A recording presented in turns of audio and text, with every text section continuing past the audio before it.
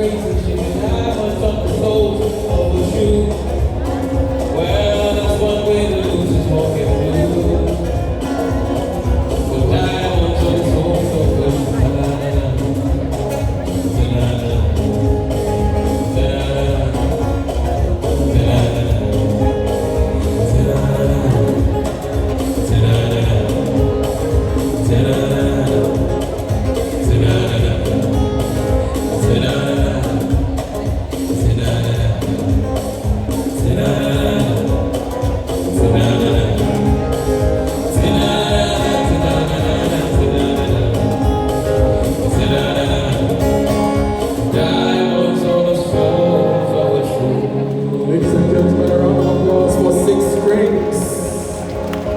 One of Ghana's best musicians, live performer, doing this for over 10 years for Dr. Yacoba Atiase.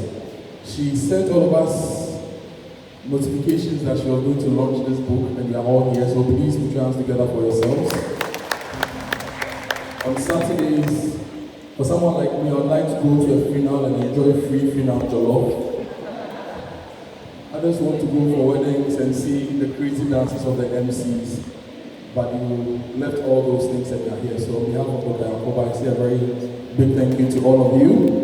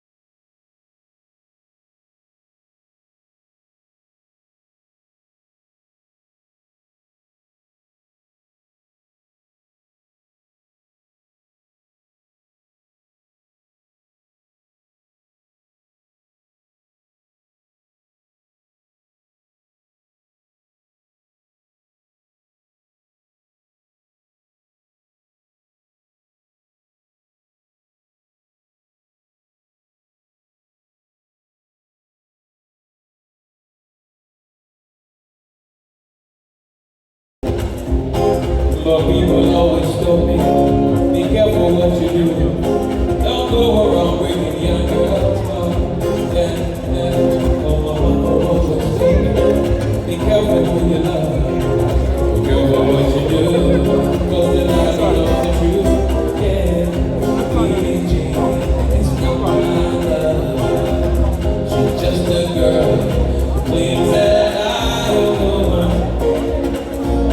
But the kid is not my son. She says I am the one. But the kid is not my son. She says I am the one. But the kid is not my son. She says I am the one. The kid is not my son.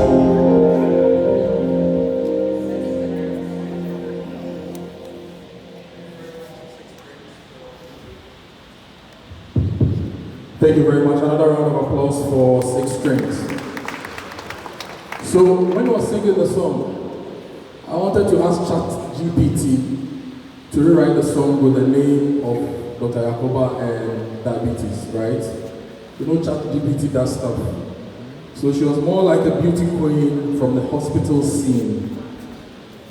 We said, don't mind, but what do you mean? She's the one who will research and work on diabetes and work to save lives.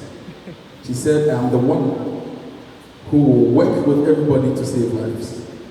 She told me her name was Yacoba Atiase. as she caused the scene, then every head turned with eyes that dreamed of being the ones to be saved, who will be saved by this book. And it goes on and on and on and on and on. So even ChatGPT understands that there's an awesome lady called Yacoba Atiase. Now we have to put our hands together for her. Our chairperson is a man who lives and acts like a train. You know the locomotive train. He has a head at the front and a head at the back. So when you have to move forward, you move forward. When you have to apply the brakes, you effect it.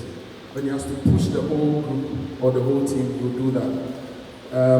He's a co-founder of the Hatchery and Coral Reef Innovation Labs. Their core focus is on developing technology infrastructure, broadband-enabled services, content training, resources for basic, senior high schools, tertiary institutions, vocational schools, technical schools. Now, in partnership with world-class hardware suppliers and content providers, they prepare young people to participate in the 21st century fourth industrial revolution. So when COVID hit and children in the rural areas could not go to school, the technologies and the solutions he has brought some form of equity in some of the communities that they operate in. He started his career, surprisingly, as an insurance and risk management professional. Now he's into technology.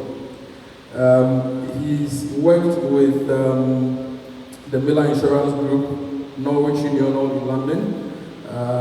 He is currently a board member of Coronation Insurance, formerly known as Wapik Insurance, and he's held adjunct positions in Greenwich Community College, Greenwich University, Gimpa, Catholic Institute of Business and Technology. And he and his team have developed and are currently deploying the National Digital Literacy Project in Ghana in partnership with the Ministry of Education and the Ghana Education Service.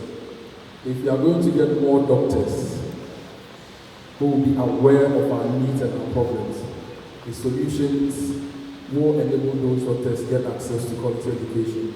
Ladies and gentlemen, help me welcome our chairman, who as usual is sitting at the back, Mr. Richard Enim, as he comes forward to give us his opening remarks.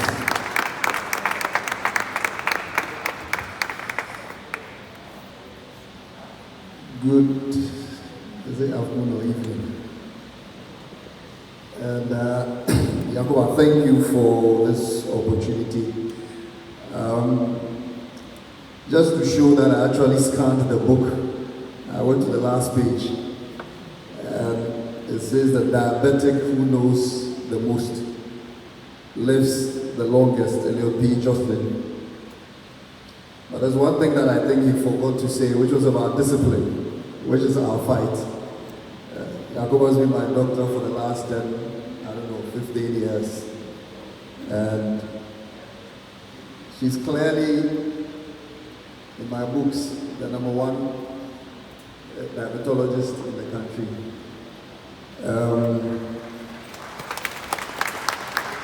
I think she worries more about me than I worry about myself.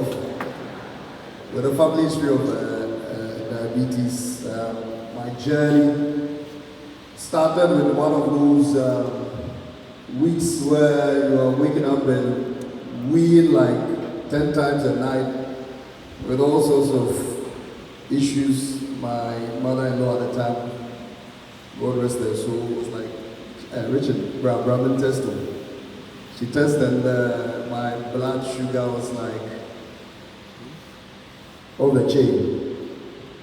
So at the time I went to test NHS and so they give me a cocktail of all sorts. I'm talking to the doctor. This doctor is also diabetic. The bottle of Coke that is sitting on her desk. And I'm like, hey doctor, so am I going to die? I said, nonsense, everybody's going to die.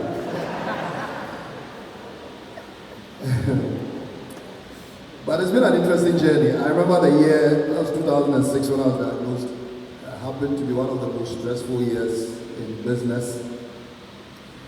And at the time I was told that everybody has an underlying sickness. Stress tends to trigger it. So if I've found mine, I need to manage it. And it's been an interesting journey.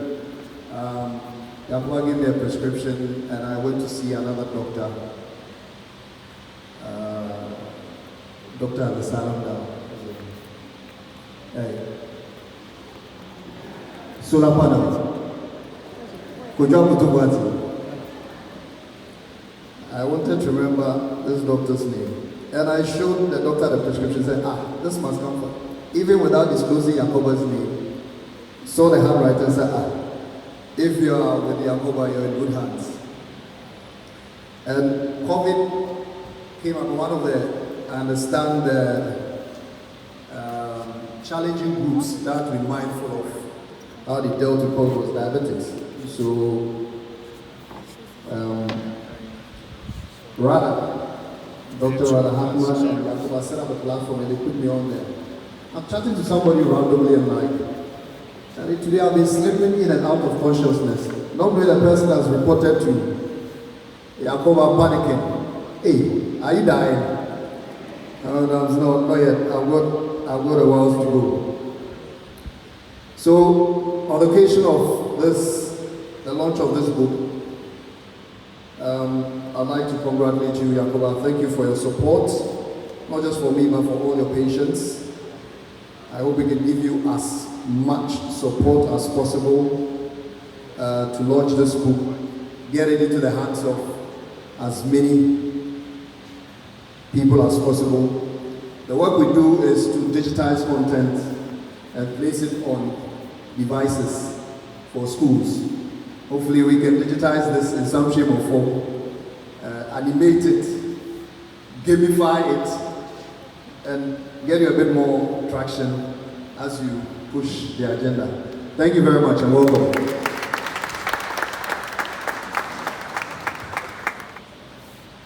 When everybody wanted to be down south in the city, Korle-Bu, UGMC, Legon Hospital, 37, and Chop Post, he said, he'll be in the mountains because there are trees and the air is fresher.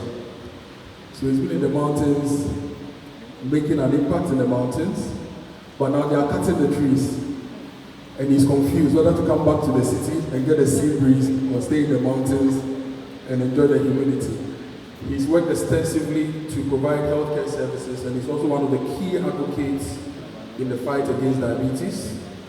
He runs Medical's Hospital, and you all know him as Dr. Yao Osafo. Doc, it's your turn to give us the first review. Please put your hands together for the massive cancer.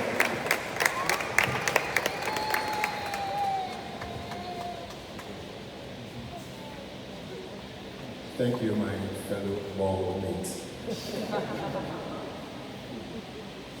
Because you know that when you are bald, it means you have a lot of testosterone. And that's important. If you know, you know. Good afternoon to all of you. And I'm happy that I see some very familiar faces in here, senior colleagues of mine.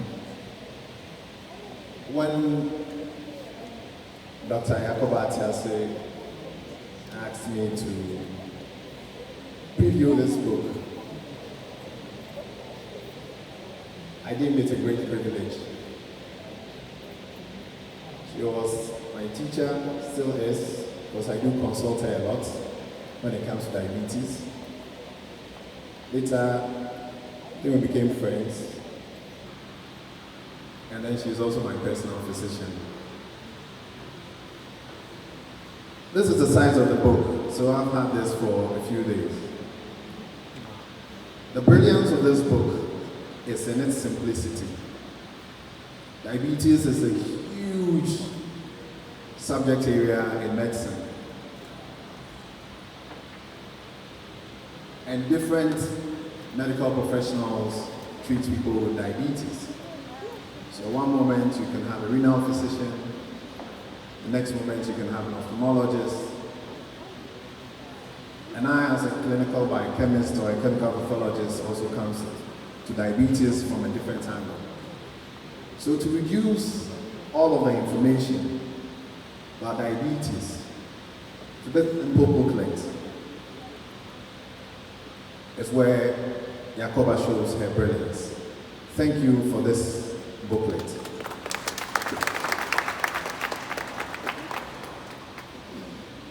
Now I'll read a few passages. But before I do that, let me share a quote from one of my mentors. He's also an avid writer, published so many books from King's College Hospital in the UK. And he says, I quote, "Research is endlessly seductive, but writing is hard." I'd like to go to page 105 that deals with the chapter on complications of diabetes. And Kojo, I'm picking this particular one not because I'm a man, but I'm speaking on behalf of the women. They are an important constituency. Male sexual function. So diabetes and sexual function. As you may know, a man requires good blood supply to make his male organs for a good erection to have sexual intercourse. Nerve function is also needed. Diabetes may affect the nerve supply as well as the blood supply. It may also lower the male hormones which influence erections. Importantly, many diseases may affect sexual function, and you must be open with your doctor if you have any of these symptoms so that this could be investigated. If you speak to most doctors, they will tell you that one of the greatest concerns men have when they come to the clinic is to tell you that, "Doctor, the gun is not fired."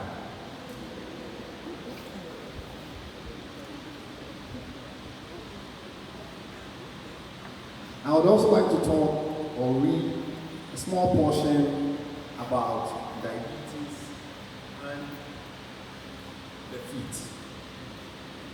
Diabetes alters blood circulation, and as blood flow to the foot may be reduced in patients, wound healing may be poor, resulting in amputation.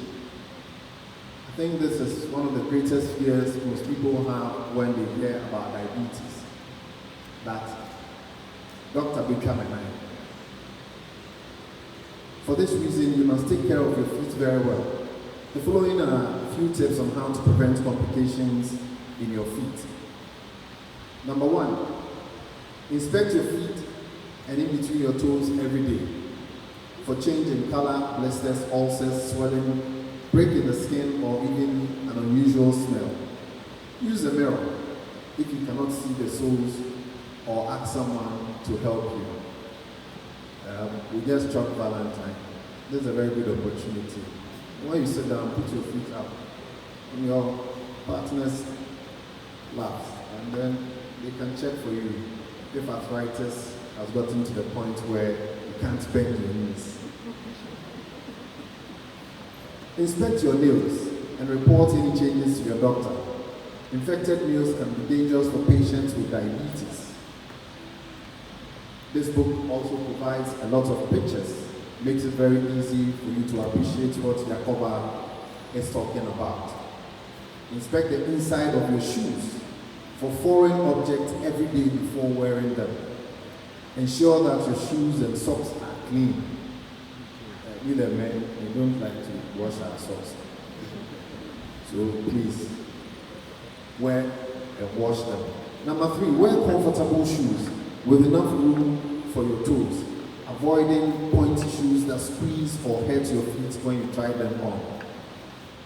This particular point, the women are guilty. Most of the time they emphasize style over their disease. Number four, be careful when having a pedicure done. Filing with an emery board is safer than cutting, preferably after bathing, while the nails are soft. These are but a few points that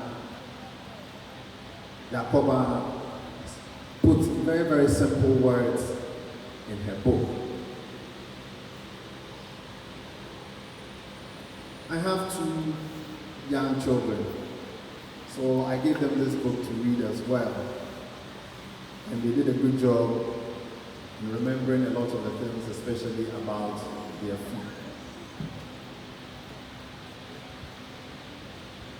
I'd like to pause here and share my personal story because I suffer type 2 diabetes mellitus. And I was diagnosed in the year 2011. So I have lived with it for almost 12 years. Those who are familiar with the geography of Korle-Bu would know that there is a building called the Red Building. And there's a popular watching joint there. So that used to be my breakfast point. Because I live very far away in Ashali-Botue, so I had to be very early.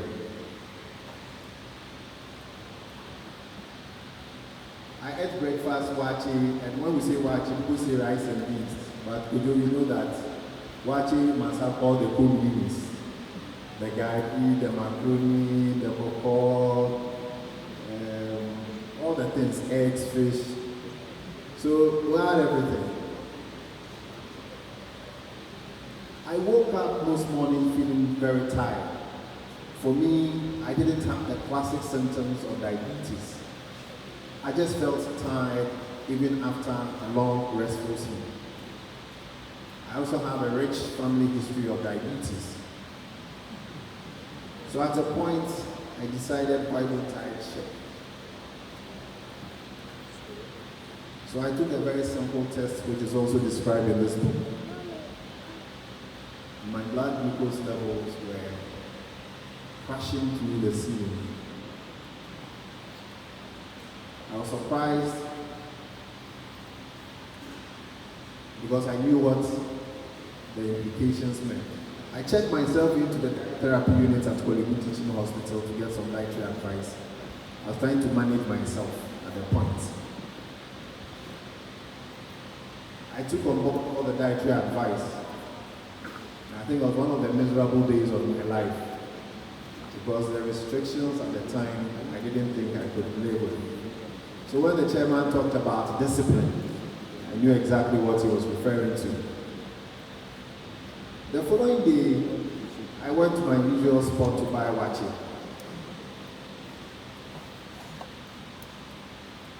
When I gave Na my order, she turned and looked at me quizzically and said, "Doctor, Aden, where are you?"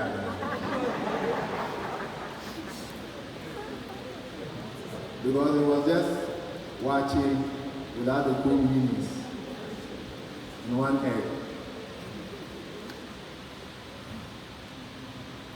Now what answer did I give her? I looked at her and I said, sort of. And that has been my eating style since 2011. I'd like to thank Yacoba for giving me something I could use in my hospital, I could use for my patients, and I could use for myself as well. I found it very, very enlightening, although I have been doing diabetes for many years. Thank you. Okay, so at this point, I'm going to introduce the person for whom we are gathered. To some of you, she's a sister. To some of you, she's a daughter. To some of you, she's a friend. To some of you, she's a doctor. To some of you, she's a teacher, a mentor, and a bit of everything. Now, she's a consultant, endocrinologist, and diabetologist at the Korle-Bu Teaching Hospital in Accra, Ghana. Doc, for someone like us, endocrinologists, we need to find a shorter expression for it. As I said, I was born at Tech Hospital. It's in Kumasi. I hope you know what I mean. I was born on 29 December at 6:29 a.m. It was raining. So she's a consultant endocrinologist and diabetologist at the Korle-Bu Teaching Hospital in Accra, Ghana. She's also a senior lecturer at the University of Ghana Medical School and the head of the National Diabetes Management and Research Center in Ghana. She's a fellow of the West African College of Physicians.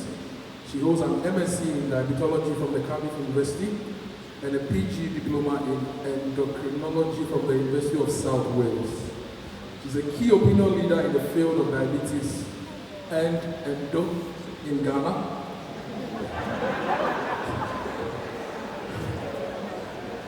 Because something, be careful. I've done it twice, the third time in the world. And she's a highly sought after speaker in diabetes care locally and internationally. She's passionate about diabetes care and she dreams of a day all diabetes patients will receive excellent comprehensive care, a passion that led to the writing of this book. Ladies and gentlemen, with a very resounding round of applause, this is the author, our sister, our friend, who has brought us here, Dr. Yacoba Atiase. And at this point, I want the chairman to join us here. So Richard, please come to the company here.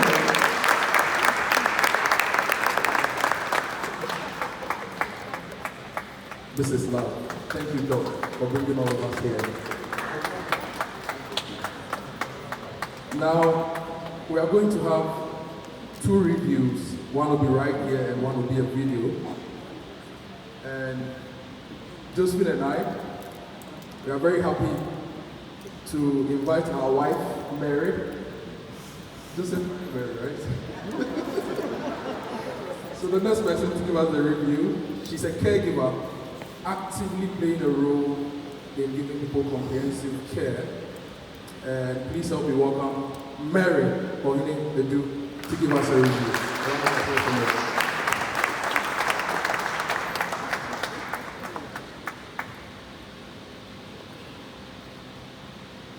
Good evening, and thank you very much, Kojo. I deem it a great privilege and an honor to be called upon to give this review of this book as a caregiver. Doctor, I am so grateful for this opportunity to share a few words regarding this book that I'm holding here. I am a caregiver.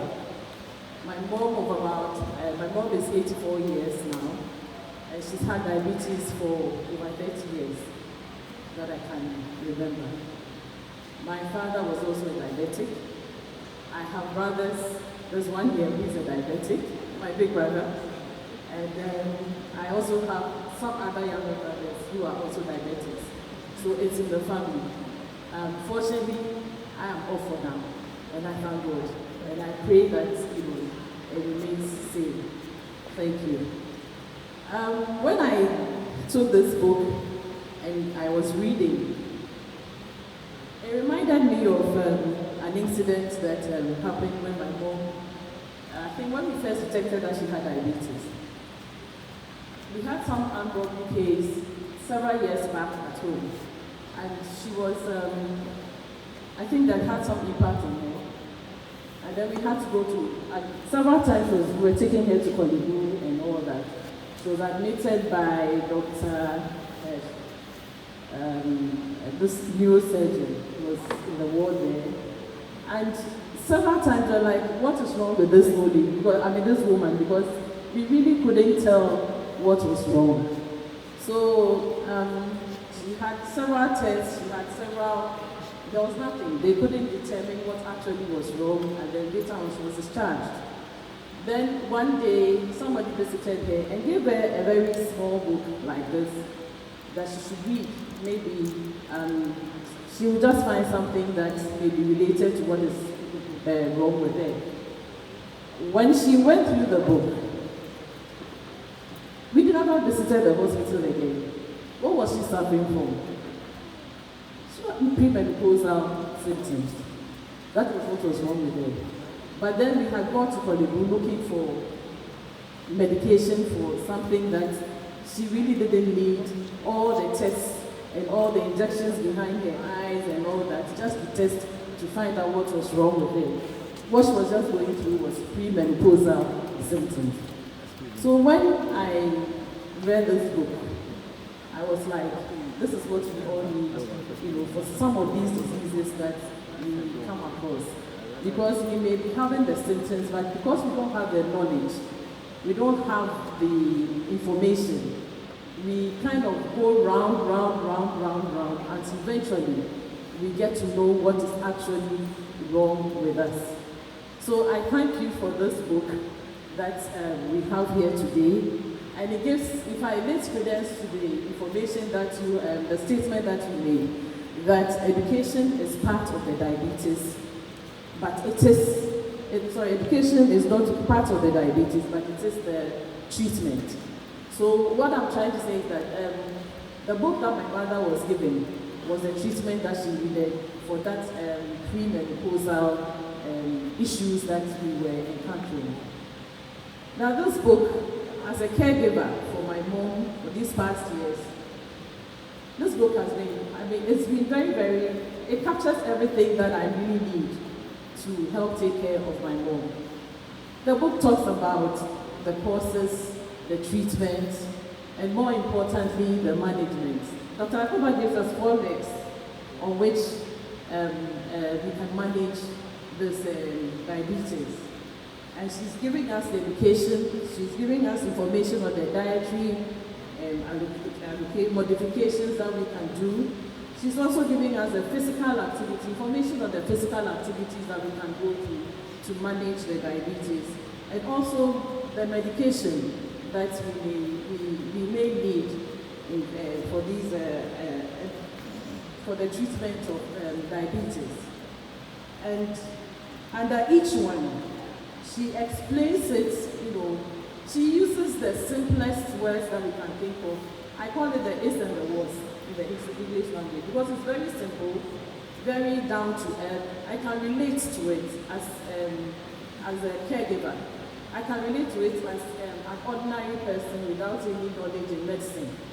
I can just pick the book and know that, okay, this is what I have to do, this is what I have to do for my mom. My mom was restricted to only a diet of plantain and, just that. But now I know that she can take everything in modification, in everything that she wants to eat, except I won't give her the raw sugar, but give her anything that she wants, but of course in modification. Otherwise, I was kind of restricting her diet strictly to plantain and other things because I felt that that was the best one for her. So I'm getting a lot of information from this one. Taking care of her has not been any easier than it is with this book. But what I particularly like about this book is that Doctor already said was the simplicity in the language, which I have talked about, which relates to us, which I'm able to relate to. And then it also gives us something at the end of each topic. She gives us the highlights of the topics which will be what I term the fingertips information that we need, what we actually need to get from whatever topic that she has discussed. So at the end of it, please pay attention to the highlights. That's a summary of what she's telling you, that this is what diabetes is all about. The challenge I have already communicated to her that I had was relating to the medicines, the medication that she had, because of course I'm not a doctor, I'm not in the medical field, I'm used to the manufacturer's names that she's giving to it. The Dimecons, the Jardins, Metformin, and those things. The common brand manufacturer's name. The difficulty I had because, in the book she had used the active ingredients that they would normally prescribe. So that is the only challenge that I had. But then, even with that, I just go pick the medication that my mom is taking, and then I look out for those active ingredients that she has mentioned, and I know that if I see any side effect, if I see her going through any challenge, and I know that, oh, this is what is causing that one, and then I will quickly call and then let her know that we are having this challenge, what can we do? So overall, I found this book very useful, and I asked myself, has she achieved what she set out to do? And I think that she has done that. Because doctor set out to, what was her aim? If you look at, I think the XD, doctor set out, we have attempted to talk about diabetes conversationally. If you have diabetes or have a loved one with diabetes, this book is what is for you. It looks at what diabetes is, the different types of diabetes, how diabetes is diagnosed, how it is managed, its complications, how it is monitored, and finally answers frequently asked questions. I think she said, this is what she set out to do, and she achieved that for me. The book covers all that information, and it serves as a reference point for anybody who has come across anybody with diabetes. And I would recommend this book for anybody, for everybody. If you even don't know, even if you don't have diabetes, please, when it's put on sale, take one and then share it with people who have diabetes. It is very simple, very conversational. It's like I read it and I see doctor talking to me in the consulting room. That's how I feel, and I'm able to get the information. So if I should score doctor score her book, well, my lecturing teacher said you cannot give somebody a 10% for lecturing work. So probably maybe we'll give, not that probably, doctors should be getting about 10. But for the fact that we can't give a full score for lecturing work, probably we'll give doctor a 9/10 for what she has done.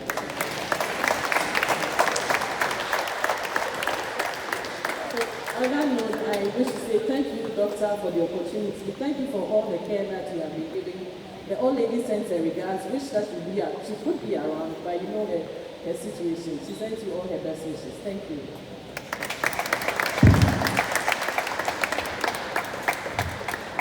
Thank you very much, Mary. We're going to have another review, and this review will be done by another doctor, a specialist. She's not here physically, and because, she's here, but because we wanted to use Rich's technology, she's recorded her review nicely for us. So we have Dr. Cecilia Kuti Samuel here. Please give us a wave before we play your video. Yes, she's there. She's also an endocrinologist. Somebody is listening to the live stream on Joy FM and is tweeted at me and is asking who are endocrinologists. I've thought about an answer, it's not working. So I think endos are like the chat GPT, the AI people of the medical world. How the brain is doing all the networking and all those things, and the other one, the central nervous system. Biology is a big thing, but endophony and chat GPT. That's why the glands control our mood, happiness, sadness. When you're about to, it makes you a sharpshooter. Everything, what you're saying. So, Michael, you want to know who endos are? Don't Google it, I've given you the answer. They are the artificial intelligence people of the body. And one. So we are going to hear from one endo, Dr. Cecilia Kuti Samuel. So ladies and gentlemen, enjoy this video. A friend, a sister, and a colleague of Yacoba. Yacoba is really meticulous. And I know how much effort she puts into the things that she loves to do. So when she told me that she had written a book, I was really excited about it. Then she asked me to review the book. Before she brought it along, she told me that, it was a small book. Then I got the book. And then I realized that, yes, it's a small book, but what do we say? Don't judge a book by its cover. My attitude was that I wasn't going to judge the book by its size.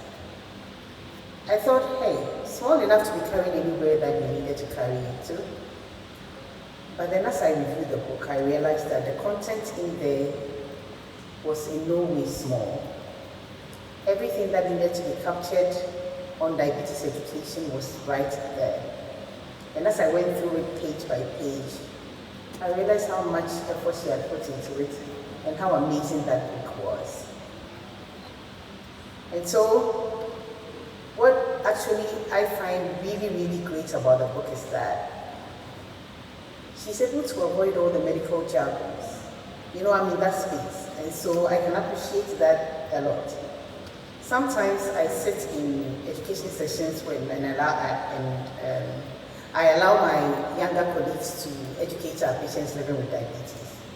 And you appreciate how sometimes it's very difficult to break down the jargons into the most basic language that the patients would understand and appreciate. And so when I realized that this book had the right language that the patients can understand and the caregivers can also understand, I thought, that's amazing. And this is what I love so much about the book. Every information captured, plus explain to the point where anyone who reads that book is able to understand. And so, as much as this book is recommended for patients and their caregivers, I think beyond that, for those of us who are also in the medical space or who are also care providers, we also need to get a copy because it will help us to explain the things we need to explain to our patients in the appropriate language that they would appreciate and understand. Yacoba, you've done a great job. As always, I knew you wouldn't disappoint, and I wasn't disappointed at all. So I highly recommend this book to everybody, patients, caregivers, and care providers. I'm Cecilia Atiase, a friend, a sister, and a colleague of Yacoba. Thank you very much. I'm sure you are all waiting to hear from Yacoba, and this is the time that we have a conversation with her. For those of you listening to Joy FM, this is a special broadcast of the book launch of Dr. Yacoba Atiase. The title of the book is Let's Talk Diabetes, a reference guide for patients and their caregivers. The stats, as we know, every year over 200,000 people report to the hospital or are diagnosed or are treated for diabetes. These are the people who report. Those who don't report, we all know, sometimes the numbers of those who actually report are way lower than those who report. So it could be 400,000, it could be 500,000. You could even have it and not know. So this is very, very important. So at this point, I'm going to ask my gentleman to bring us some seats here and invite Dr. Yacoba to join me for us to have a conversation about the book and why she decided to write this book. Please put your hands together for the gentleman.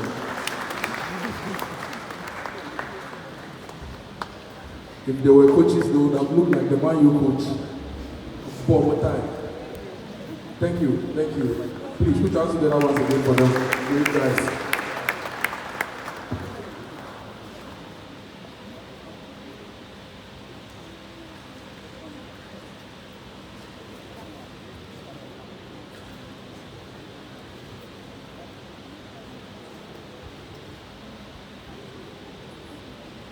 Okay, so it's time to talk to Doc. How are you? It's working now. So, we've been talking for the past 1 month. I know how much work you've put into this book. And usually, people will assume that you wrote this book because there's a need. But sometimes when you dive deeper into the cells and the tissues, and the membranes, you see that there's another thing that pushes people to do things they do. What really pushed you to write this book? Well, Kojo, thank you everyone. Before I can answer, I want to appreciate and thank all of you for being here. I know that you have many things you need to do. There are people who shifted their flights, they are traveling this afternoon, and in the last minute, including my chairperson, called me that I've cancelled and rescheduled my flight. There are about 5-6 people I know who have come from afar to join me, and I don't take it for granted. I'm really, really grateful for your presence here today. Why did I write this book today? It's been a long journey. I tried to look back and remember why I got into diabetes in the first place. I think that the first time I ever went diabetes, I must have been about 10 or 11 years old. I can't remember why I remember it so vividly, but somebody had died. I used to think it was my grandmother. Later on, I realized my grandmother didn't have diabetes, she had hypertension, so it couldn't have been her. But somebody had died in the family, and I think I overheard 2 adults talking and saying, she died from complications of diabetes. To be honest, diabetes never preoccupied my mind then. But as I got into diabetes care, I realized that patients can only do, Mr. Chairman said that diabetes involves a lot of discipline. But they must know what to do. If you don't know what to do, you just can't do it. And I found that need so glaring. Because sometimes you assume that the patient knows that I have to eat right, I have to exercise, I have to look at my feet. But sometimes and often they don't know at all. And so for those of you who are my patients, you know that when I first see you, I say, tell me about diabetes. And I've asked that question to every patient of mine before. And sometimes I'm amazed at what they know about diabetes. Some are very articulate, they know what it is. But most of the time they don't really know what it is. And so over the years, I thought, yes, there's a need. But importantly, I realized that after I have talked to them, they come back after 3 months, and I tell them I'm a teacher, so when you sit in my consulting room, it's like a school. And I give them a test. What did we say about foot care? And it's out of the wind, and we've forgotten most of the things that we spoke. And we've spoken at length about it. So I realized that it's not enough to talk about the things the patients must do. That they must get something they can hold on to, something they can reference. Because honestly, sometimes I realize when they're in front of the doctor, the last thing they're thinking about is look under your feet, eat this. Like they're thinking, am I going to die? Thankfully, diabetes is not a death sentence. And that is what runs through the mind of the patient. If you have diabetes, I know that you've thought about like the complications before. And so when you're sitting, especially when they come and their sugars are not well controlled, and the doctor says, Mr. So today your HbA1c is 10. They won't hear a word of what you say. And so I thought that putting something down, and I thought I wanted it to be small enough. I didn't want it to be a tome. I didn't want it to be an encyclopedia. I wanted it to be something small they can carry and read while they are waiting for me in the consulting room, something they can read when they are in the queue in the bank, something they can carry around, something that will be simple to understand. So this is by no means, it's not an encyclopedia, but it's something I think every patient with diabetes should have. Pen down for revision sake. So hopefully, my patients, the next time I see you, when I give you your revision test, you are going to pass with flying colors. I see some of you smiling and some of you shaking your head. I will give you that test, definitely. So take the revision course very seriously. Thank you. I heard somebody trying to clap for her, yeah, so please do it for her now. Wow. You know, when it comes to diabetes, people, like Richard said earlier, he thought he knew it, right? So people generally think they know diabetes, and because of how we simply defined it in our local language. What is diabetes? SHARA. Even musicians have used diabetes for a song. Why am I diabetes? Hold on, I'm diabetes. So yes, that's the song. What's a shock on? So what really is diabetes? Is it just the SHARA that we know, or there's more to it? There's more to it. You see, our bodies are like vehicles, like cars. They need fuel. And the fuel we need to run is called glucose. Thankfully, we get the glucose from food. Now, the glucose from food is in blood. Something must move the glucose from the blood to the tissues. A bit like filling your tank and needing, not a mechanic, but an injector. Is that what it's called? Fuel pump. Something must move the fuel from the tank to the engine to work. So when you eat, the glucose is in the blood, it's just fuel, but it must go into the tissues. The thing that carries glucose from blood into the tissue is called insulin. Most often than not, when somebody has diabetes, there's a problem with the injector or the fuel pump, which is insulin. Either you don't have any insulin, either you don't have enough insulin, or sometimes you have a lot of it, but it simply is not very good quality just because you have diabetes. And so diabetes is more than sugar. Yes, your sugar is high, but it is not just because you are eating sugar. If you had enough, or a good injector, or a good fuel pump, it will all drive the glucose into cells, and it will work for you. And so many people have called diabetes starvation in the midst of plenty. Patients with diabetes have a lot of glucose in the blood, and the body starves. The body doesn't do well. That's why Rachel and Dr. Sample said they were tired. The fuel was just not working. food was not going where it was needed. And so you have sugar, but you're exhausted because glucose is full. Interesting. And this really is very informative for me because growing up, there was a man in our household who had diabetes. We hardly talked about it. He wasn't very rich or affluent. He was a regular guy. And people would say in the household that Odinini Sika, but the DSC near Mano, that's why. So it's not really about eating sweet, sugars and all that. It's about the total function of the system to regulate how glucose is used. Maybe I'm associated with Okay, now let's talk about the journey. I have this doctor, you may know him, Dr. Lorenzo Setutu. He's a pediatrician in Kumasi. He was working on children or teenagers living with HIV. And I used to talk to him a lot, and he always looked moody because every day he's getting new cases and he's losing lives and all that.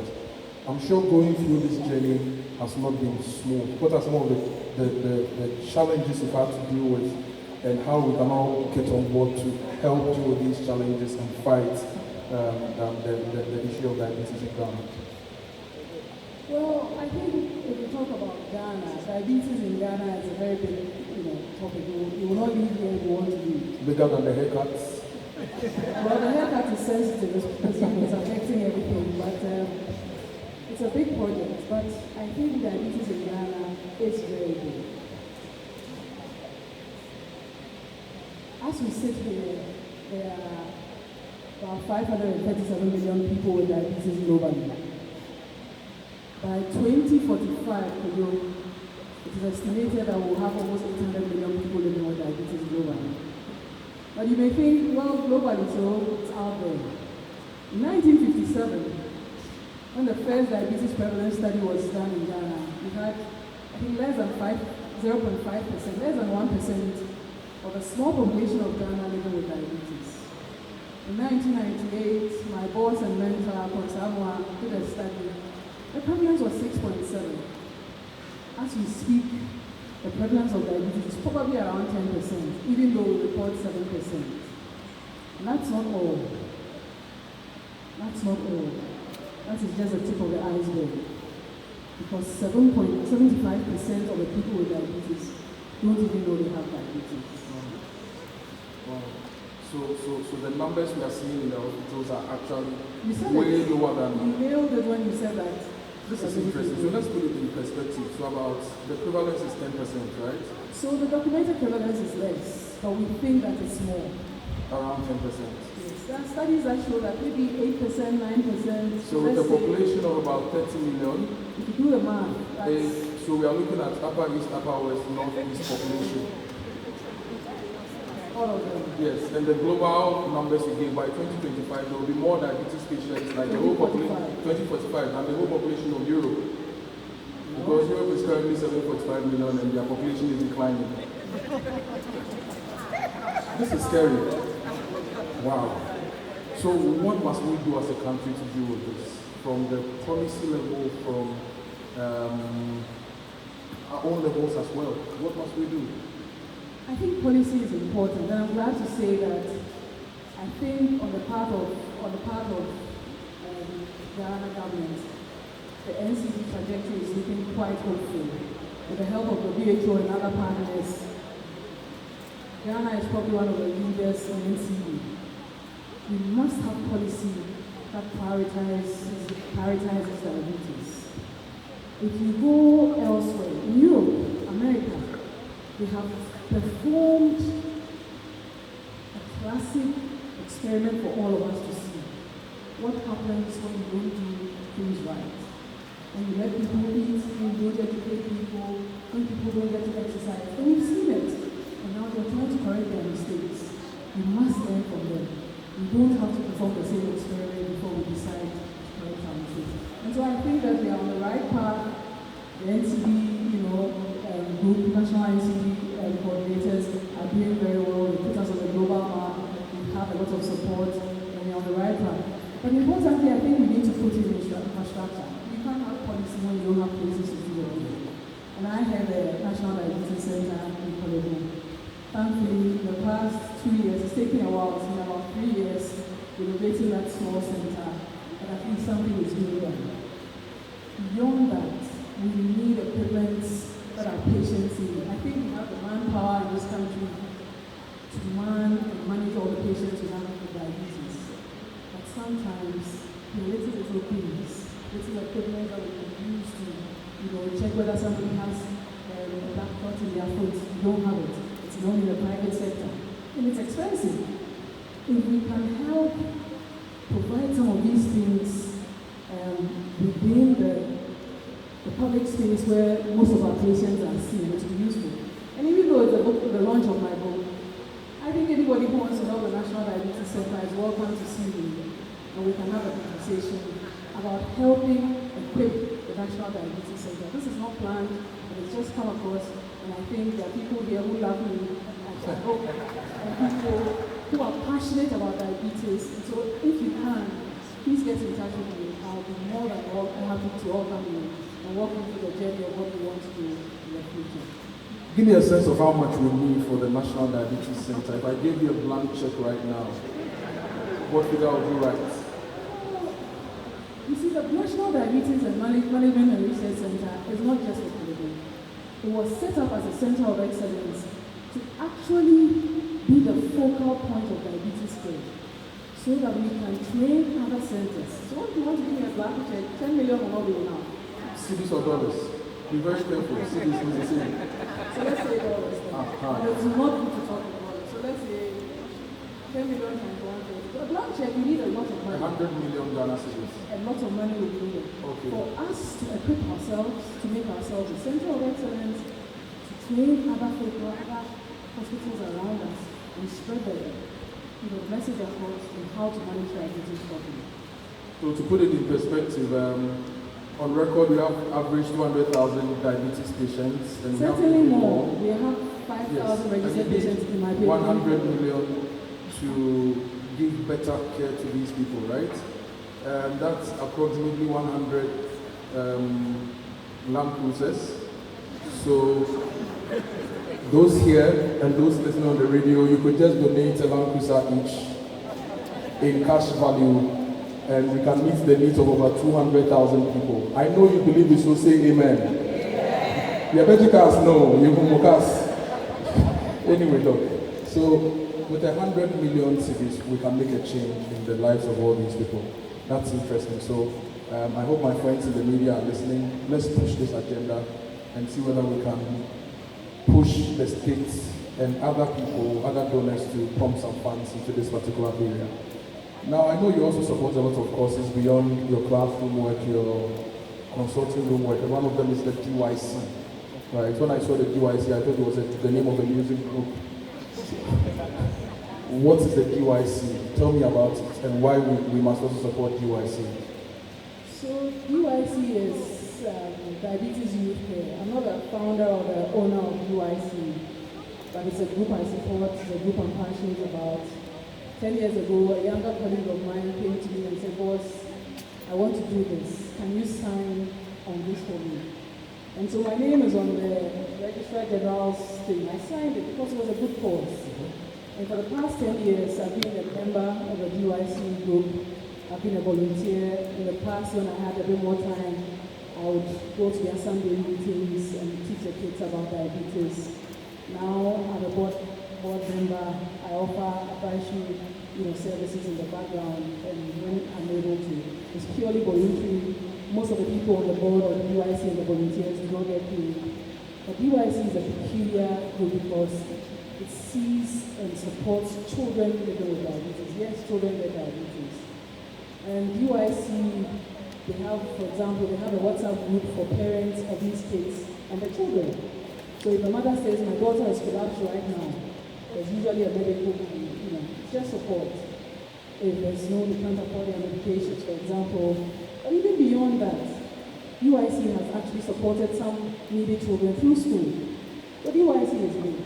They do have monthly support group meetings where specialists, medical officers, we have an adolescent, in fact our board chair is an adolescent health person. and we teach these kids about diabetes and how to live. Most of the things I write in the book are things that a UIC child hopefully can tell you about because they're in school. That you cannot live healthy with diabetes if you don't understand the disease. So that's what UIC do. But the highlight of UIC's year is what we call the UIC camp. Where we camp usually 200 kids. The last time we were in Diabetologists service. Last year we were in Cape Coast University.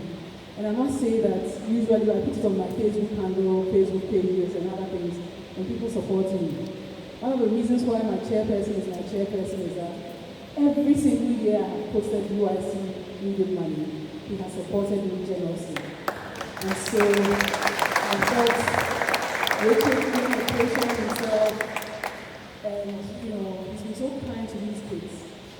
Every time I post it up, he just says, Madam, let me know their account. No, Richard, it's a bit, but he always shows up and he always supports UIC. Richard, thank you very much. Mr. Chairman, sorry. Mr. Chairman, thank you very much. When we were talking about the 100 million, I nearly put it to him to lead the charge for us to raise 100 million cedis for the National Diabetes Center. Now, since I know he supports UIC, he has to expand because life is all about growth. So from UIC, we go to the national level. So, Mr. Chairman, please, what's your name? Oh, my lady, no. Doc, what's this lady's name, the one hiding? Aile. Continue to use your name in the song. Now, Aile, you see what I'm telling you? When I was talking about Mr. Chairman supporting, leading the campaign, she was nodding. So he'll be the chairman's special assistant on the campaign to raise 100 million Ghana cedis. Me, I'll start by giving 2,000 Ghana cedis.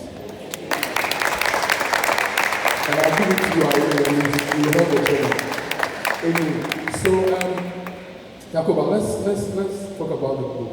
So we are going to launch in the next few minutes. Once we launch, where will people get copies? I know at least 200, 300, 400,000 people are listening to us on Joy, and they want to know where to get copies. So once we launch, where will people get copies to buy? So the aim of this book is to get it across the country. I intend to have it everywhere, but for now, for next week going, we hope to have it mainly in Accra. They will ship to Kumasi, and we will let the public know. But in Accra, we will have it in Korle-Bu 24-hour pharmacy. We will have it in the Kingdom Books in the Korle-Bu campus. We will have it in media bookshops. We will have them in Accra Medical Center bookshops. We will have it in the Office Specialist Care bookshop and pharmacy, and we will have it on www.booknook.store. And for those of you, if it's not yet in your region, www.booknook.store can deliver anywhere in Ghana, even anywhere in Africa, the books can be delivered.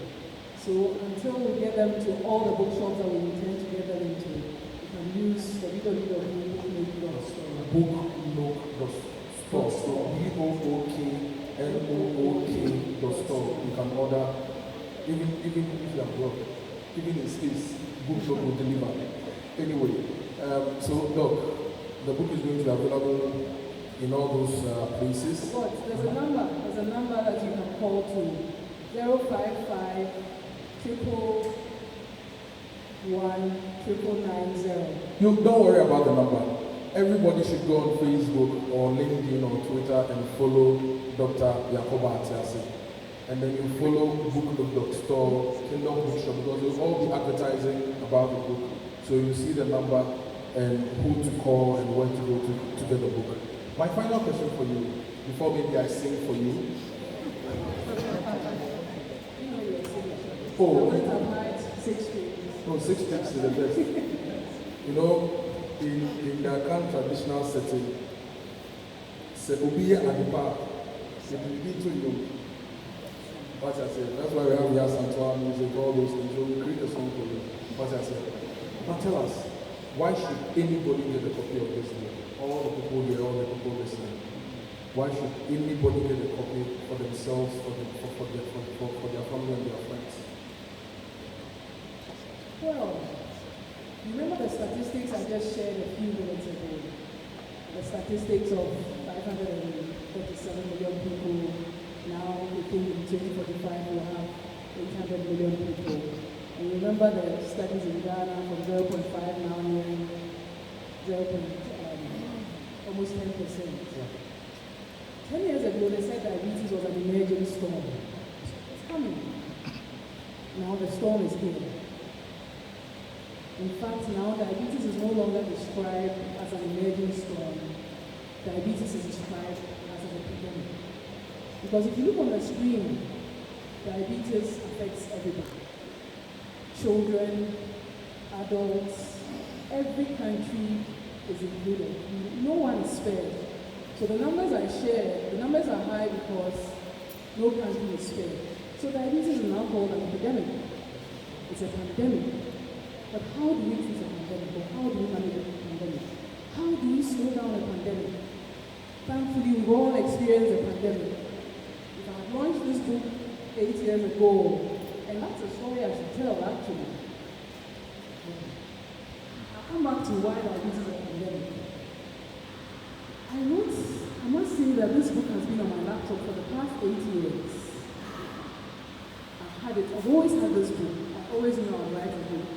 But I was just, either I was medical inertia or whatever you call it. I had the topics, I knew everything. I've written everything. For 8 years, I sat on it. But something happened last year. Last year, I went for a program of a friend who was exhibiting her scholarly works. While for the program, something said, Yacoba, you have to write this book on your laptop. In my mind, I said, okay. I felt like someone talking to me. I'm a Christian, so maybe it was a Holy Spirit talking to me. I said, okay. I have a friend who wrote a book 5 years ago. So when I get home, I'll call Lucy and tell Lucy to give me how to go about it. On my way from the program, my friend Lucy calls me and said, Yacoba, hello, are you there? What's her call? I need a favor from you. I said, okay, go ahead. I think Lucy is here. I need a favor from you. I said, what is it? She says, I'm out of town, my husband is out of town, but my publisher and my distributor need books. I want to give you my publisher's number so that I'll show you where the books are and I'll give you keys to my home to get the books and give to my publisher, distributor. It was a Thursday evening. I said, okay, send me the number. But that struck me. I just decided that I would call Lucy that evening for the publisher's number. So that night, I pulled the book out and I typed and typed and typed. And that's why the book sounds like a conversation. It's very simple because I had a topic. Somebody asked me what is diabetes and I typed, what is zero? I typed and typed. I remember I slept at 4 a.m. that night. You won't believe it. The next day, Lucy calls and says, Yacoba, don't worry. My publisher found the book, so we don't need you to read it. But I had written most of the book now. So I got in touch with the publisher. And he said, oh, I'm very busy. I won't be able to help you, but I know somebody who can help you. He gave me the number of colleagues of his, and the rest is what we see here. 8 years ago, I believe,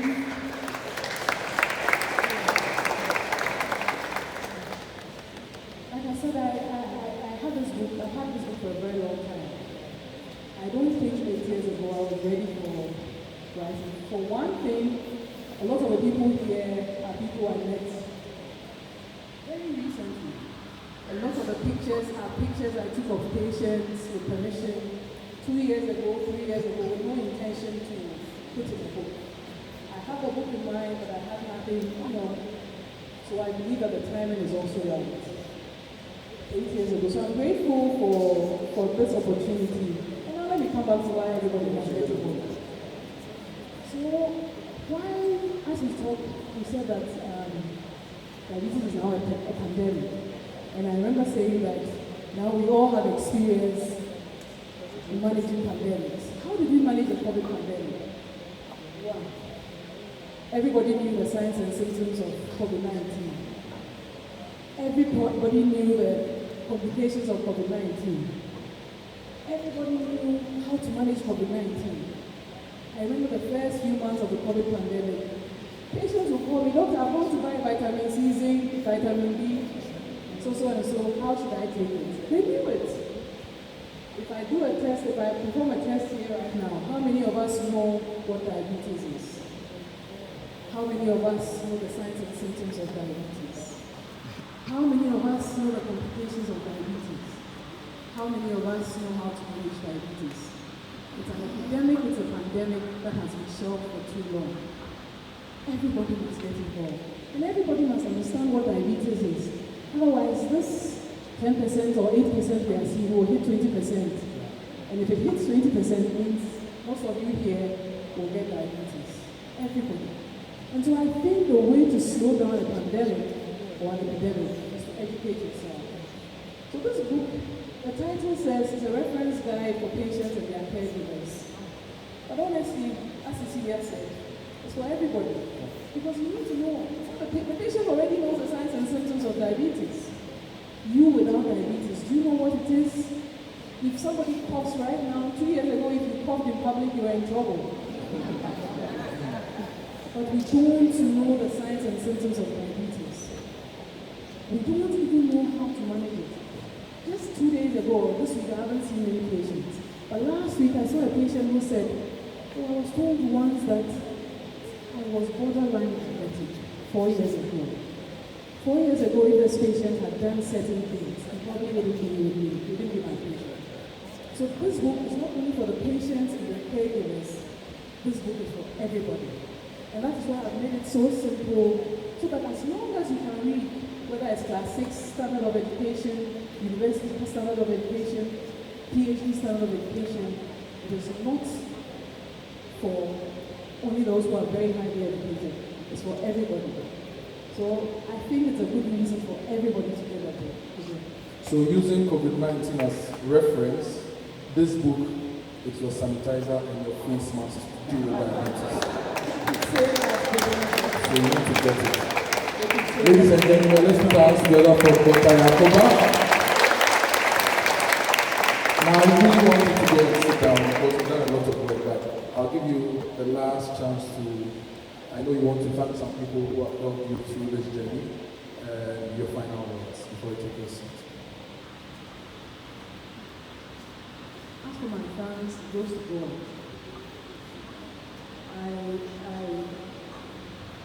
I get amazed sometimes at what God can do. He's faithful, he's sure. And I trust him very much.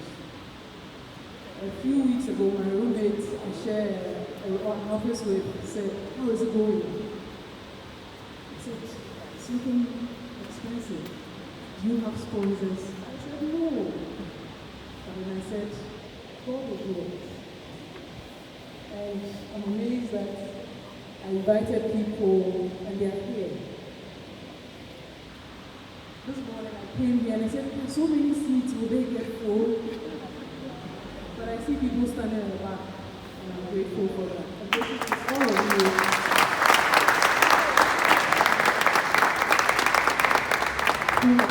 Who have supported me. I'm grateful for my family, my husband. He's an associate endocrinologist like me because he's read this book. Sonia, thank you very much. My siblings have also read the book, and I have a very strong family history of diabetes. My parents have diabetes. And I think one of the reasons why I got drawn to diabetes was any patient I saw, I'll see my father, I'll see my mother, I'll see my brother or my cousin. So I thank all of them. But importantly, I thank my patients. Honestly, and the many patients in Ghana I haven't seen, I will not see all of you, but I thank you that you live a life that can be challenging, but you strive on. And I hope that this book, if you buy one, will be a worthwhile investment.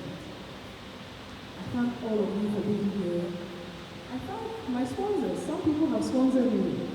Acacia Health Insurance, Health Pharmaceuticals, Vocals. There are people I haven't met who sponsored me. They just heard that somebody was launching a book, and they called me. That's why I say I know God works. Because some of the sponsors I haven't met before. They just said, you have any media? It's done.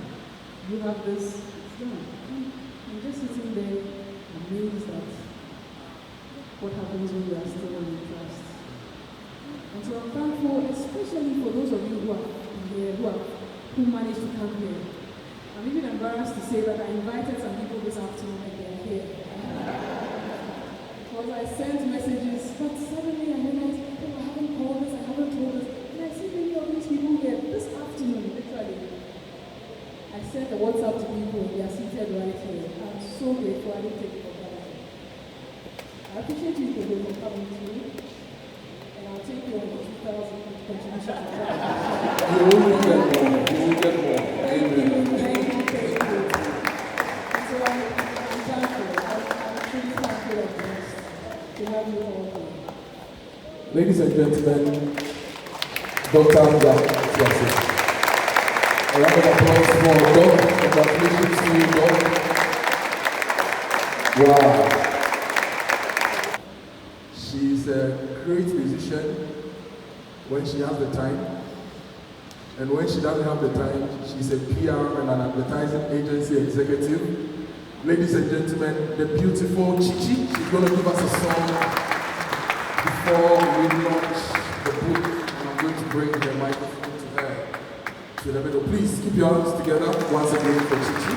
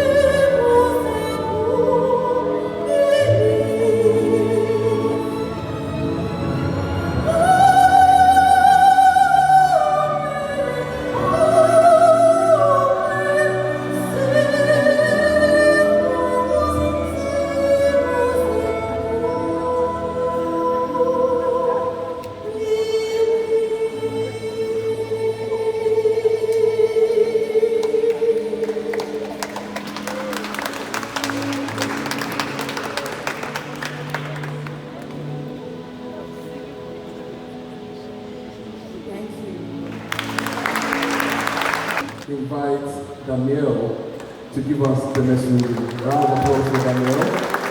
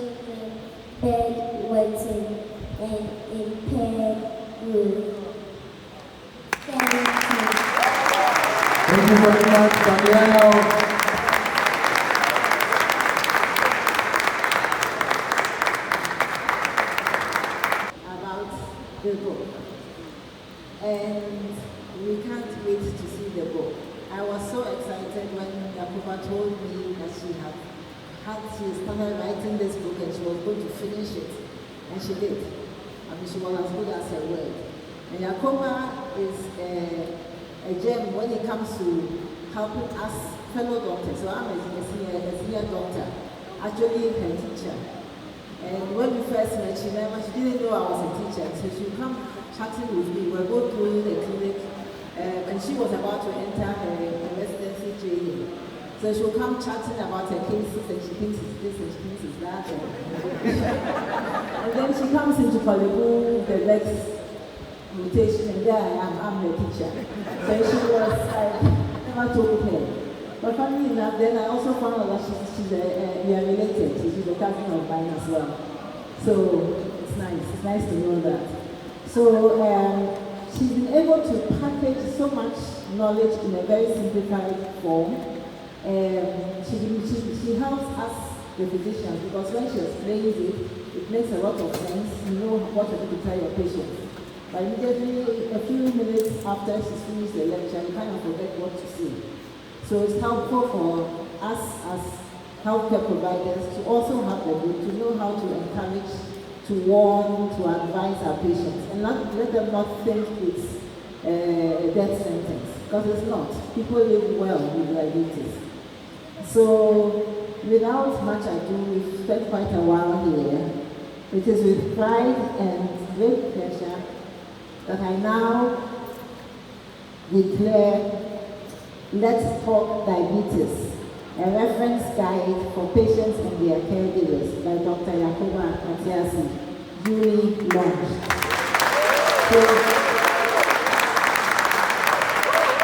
can we keep on clapping? Our book is going to appear, so let's keep on clapping. And very good congratulations to the author.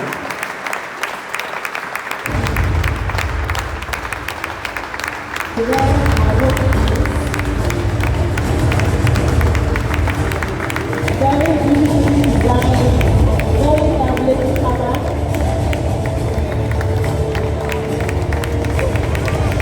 Ladies and gentlemen, let's talk diabetes.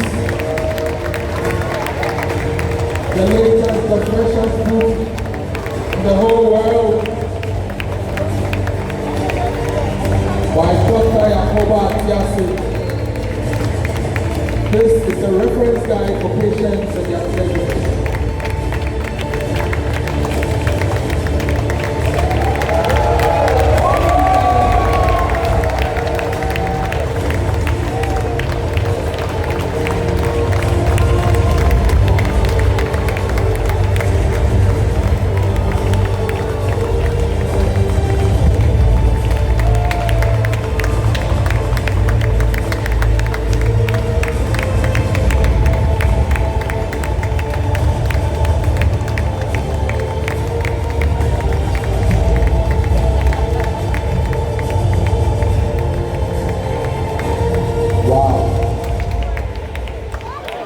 Wow.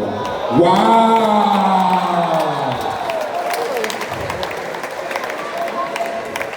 Let's talk diabetes.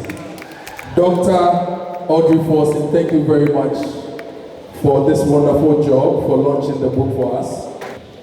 I'm a little blown away by the show of love here, and I appreciate everything.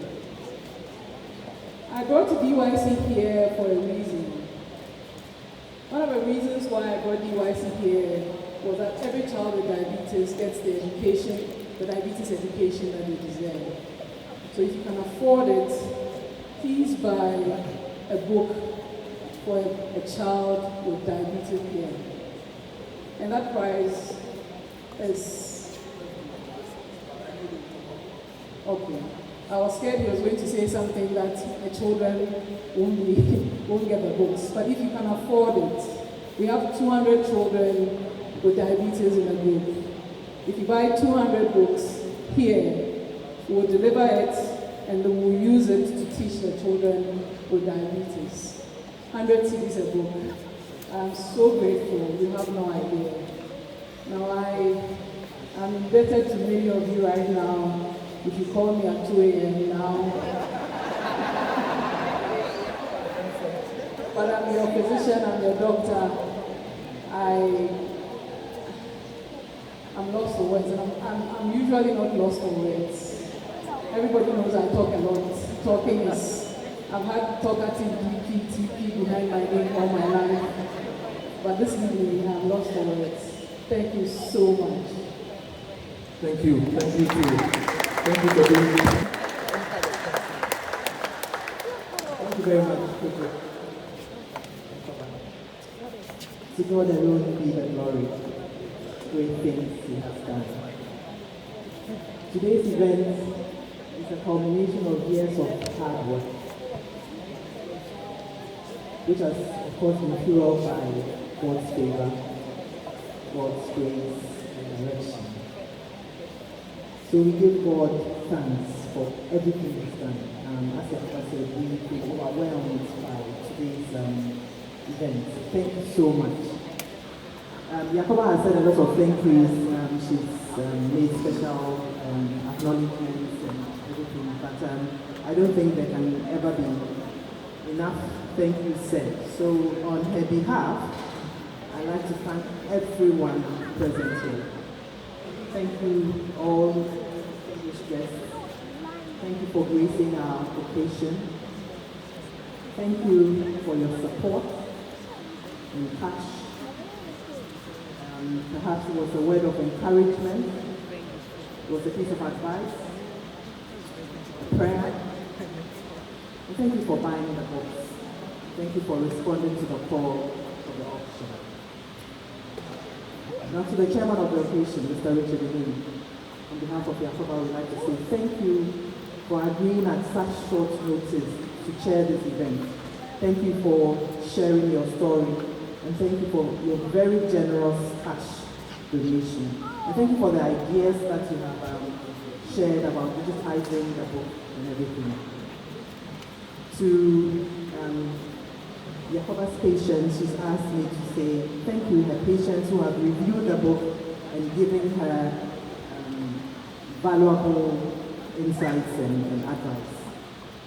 To Dr. Audrey Forson, for being such an inspiration to Yacoba over the years, she says thank you. To all the institutions who have sponsored and those who have pledged to sponsor this event, we say thank you. I'll mention a few. To Pulp Pharmaceuticals, who are distributors of one-touch glucose, thank you for your sponsorship. To Acacia Health Insurance, thank you. And also, of course, to the Multimedia Group for the excellent publicity, for making this whole event visible. Thank you so much. To Honorable Mrs. Lydia Hassan, the MP for Iowa Suwoban, thank you for your support and thank you for gracing the occasion. We weren't expecting you to be here. You've come and we really appreciate it. To the event organizers, for your hard work and for setting this place up, thank you very much. To the publishers of the book, Wabin Books, thank you. To the MC, Kojo, It's been amazing. If there's anyone like amazing MC in Ghana, thank you so much, and for your passion, donation as well. And of course, to UGMC, our hosts, to Dr. Osei and Professor Lawson, thank you very much.